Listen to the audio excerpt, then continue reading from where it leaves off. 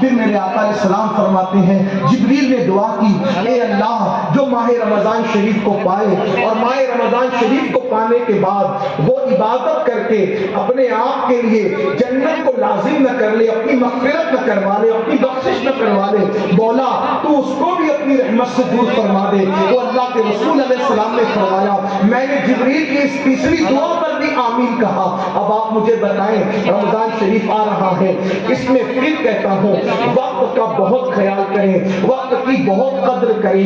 یہ راتوں کو جاگنا، دن بھر سونا، صحابہ کرام تو بستر باندھ دیتے تھے اور ہم سب سے زیادہ سوتے تو رمضان شریف میں سوتے پڑے رہتے ہیں۔ رات بھر جگیں گے، فجر پڑھ کر کے سوئیں گے اور اس کے بعد وہی عصر کے قریب قریب اٹھیں گے۔ خدا را ایسا مت کیجیے گا، وقت کی قدر کیجیے گا، رمضان شریف کی قدر کیجیے گا۔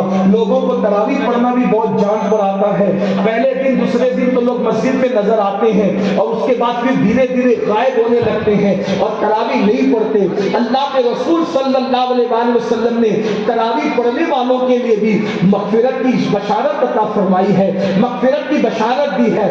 اللہ اکبر۔ کچھ لوگ تو اتنے نادان ہیں بیچارے، جن کو جان پر آتی ہیں وہ شارٹ کٹ کا چکر نکالتے ہوئے وہ لوگوں کو الجھاتے ہیں، اتنی رکعت پڑھنی چاہیے، اتنی رکعت پڑھنی چاہیے۔ یہ کام چور پن لوگوں کے اندر عجیب سا ہے کہ خود بھی پڑھنا نہیں چاہتے اور لوگوں کو بھی بحثوں میں الجھائے رکھتے ہیں۔ میرے آقا صلی اللہ علیہ وآلہ وسلم کے پیارے دیوانوں، آپ مجھے بتائیں کہ ابھی لوگوں کو رمضان شریف جیسے آنے لگا وہ جانا شروع کر دیے کہ 20 رکعت نہیں ہے، حضور تو 8 ہی پڑھتے تھے، حضور تو 10 ہی پڑھتے تھے، حضور تو اتنی ہی پڑھتے تھے۔ میں کہتا ہوں کام چورو، اگر تم سے پڑھی نہیں جاتی تو کم سے کم لوگوں کو کیوں روکتے ہو؟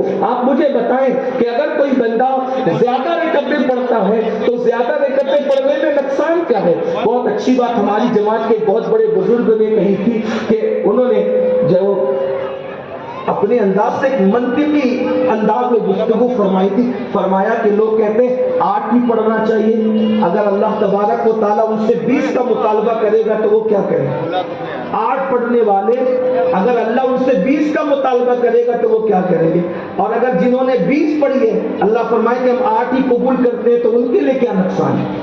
آپ مجھے بتائیں۔ انہوں نے ایک منطقی انداز سے بات فرمائی لیکن لوگ الجھاتے ہیں۔ آپ الجھے نہیں، تراویح پڑھیں، اور ہمارے بزرگوں نے 20 پڑھی، پوری 20 پڑھی، 20 رکعت پوری پڑھی۔ یہ سال میں ایک ہی مرتبہ تو ایک مہینے میں 20 پڑھتے ہیں آپ تراویح کی یہ رکعتیں، اس میں بھی لوگ الگ الگ الجھانا شروع کرتے ہیں۔